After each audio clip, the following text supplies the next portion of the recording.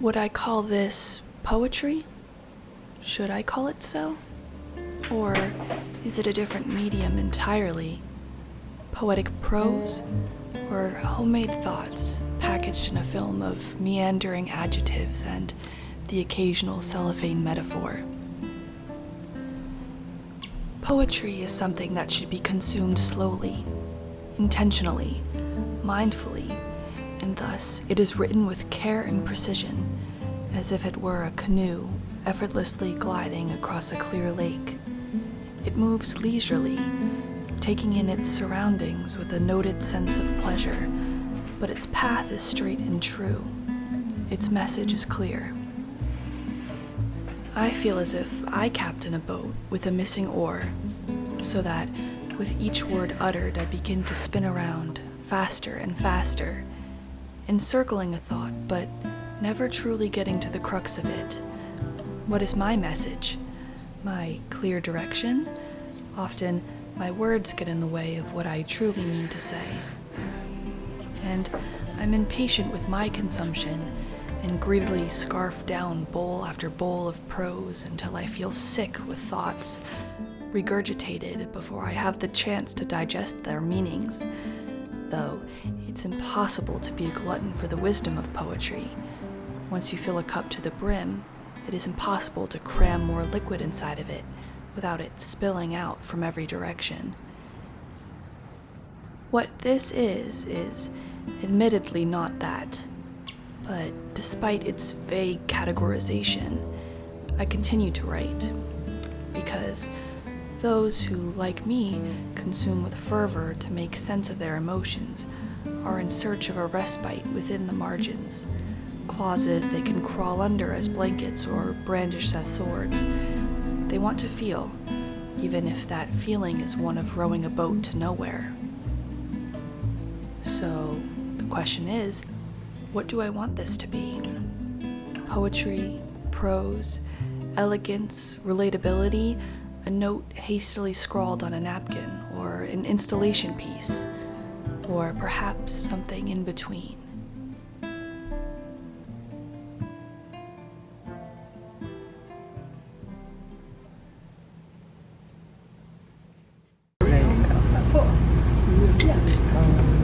Yeah.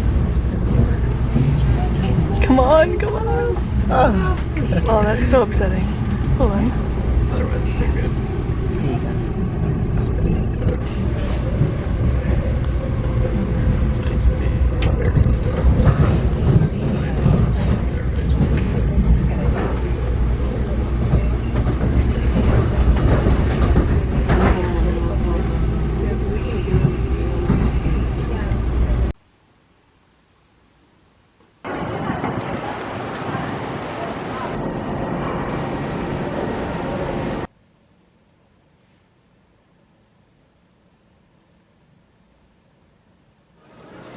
So, you having a nice time? Can you keep a secret? I'm trying to organize a prison break. I'm looking for, like, an accomplice. We'd have to first get out of this bar, then the hotel, then the city, and then the country. Are you in or you out? I was going to go to Tokyo when I was 16, on a school trip without my parents, a whole 9 days. 16-year-old Katie had never been outside of North America and was yearning for something she thought she'd find elsewhere, buried in the dirt on the other side of the world, laced in its collective consciousness, hidden behind the eyes of the strangers she'd pass on the street, those who had been initiated in the wisdom of elsewhere. Of course, I know now that for most, I held the wisdom they sought in my gaping eyes, secrets from their elsewhere, an elsewhere I had known intimately and thusly sought to rid myself of. I could not fathom wisdom as an act of reciprocity. I was still enveloped in a kind of selfish naivete, the retrospectively egregious kind that can only live as long as you don't think about it. Come to think of it, maybe now I'm still dancing on the line of introspection and overt sentimentality. I digress.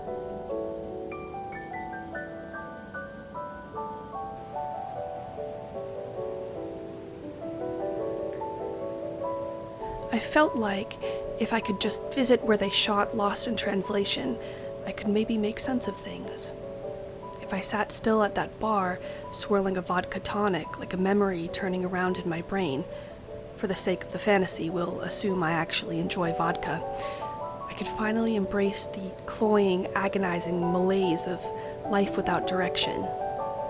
My life might feel important simply because I was living in it. I could bask in the liminality of it all, without feeling the need to be everything I'll ever be, all at the same time.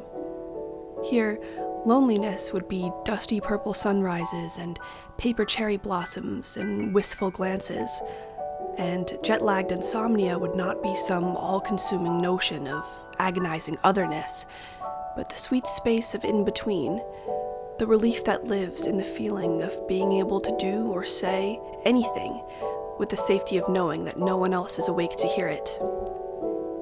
It's like a little secret I have with myself. No one in the entire world knows that I've just sat up in bed, that I've just scratched the side of my arm, that I'm counting my fingers and toes over and over again to make sure this is all real because 20-year-old Katie has still never made it outside of North America. Not even for a little bit. Tokyo 2020 was never to be. Here I am. I still yearn for the luster of elsewhere, but now I've come to contend with the realization that if I had really gone to Tokyo, the broad brushstrokes of reality might begin to dull its glowy varnish as it settles into all of life's crevices.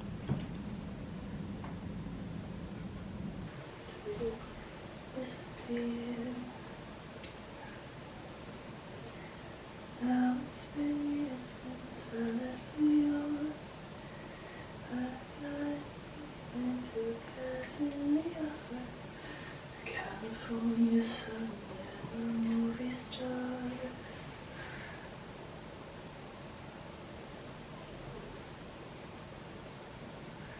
I watch the sky getting light as I think about those years.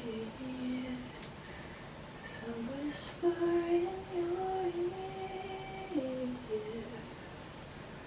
Always going to be right.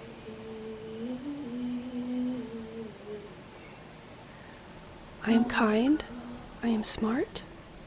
I am worthy of love and success.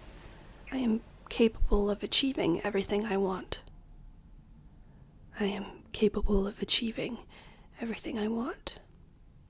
I'm capable of achieving everything I want. I've been trying out this new version of me. Not that the old version was objectionable in any marked way, but perhaps it was her old way of relating to herself that was the problem. This is what I sought to rectify. Every morning, I now get in front of the mirror and talk to myself like a loon. I am kind. I am smart. I am worthy of love and success. My mom said it would help with my self-confidence, but what she really meant to say was my lack of it, though I understood what she meant just fine. The lack, it's my own personal elephant I drag with me from room to room, making its presence known before I even have the chance to speak. Sometimes I'm even so preoccupied looking at it that I can't even lock eyes with myself in the mirror as I spew out my rehearsed phrases. Capable of achieving everything I want. I'm capable of achieving everything I want. But I think to myself, what good are affirmations mumbled under one's breath? It's like writing a manifesto in sand, carefully crafted words ravaged by the wind and the tide immediately after they're uttered into existence. What good are these words if I don't believe them? Does it count if I want to believe them?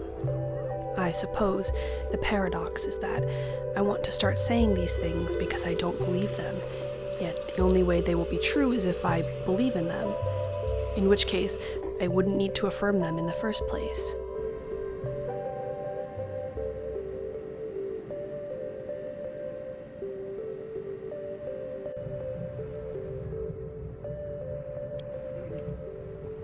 I feel as though I currently exist in limbo between potentiality and actuality, spring-loaded but unable to let go. feet dangling off the edge, unwilling to look down. Here, suspended, I could live out my years. What was meant to be a transient state, erect a home inside the in-between.